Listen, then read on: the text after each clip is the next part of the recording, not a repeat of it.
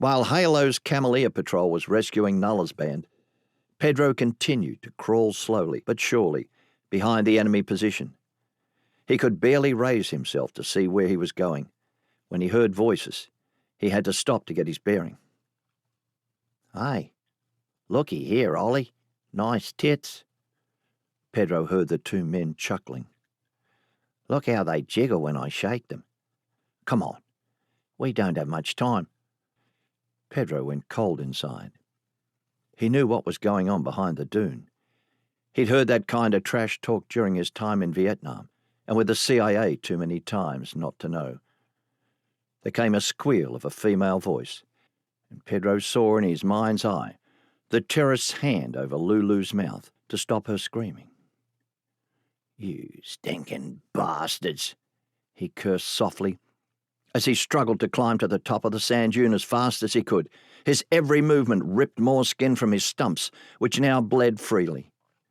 Each muffled scream cut into Pedro's heart like a scalpel as he pushed himself mercilessly up the sand dune. He desperately needed to rescue his two precious friends. They were like daughters to him. "Ya bitch, bite me, will you?" The sound of a fist hitting flesh came to him from behind the sand dune. Pedro's blood froze with each savage sound. "Hurry up and get into her, Ollie. I want to turn," came the second voice again.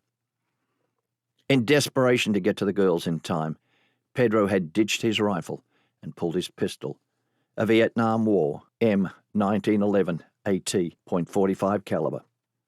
One bullet would take a man's head off. As he crawled to the tip of the sand dune, he saw Danny, held to the ground by a hand around her throat. Her eyes were glazed and open.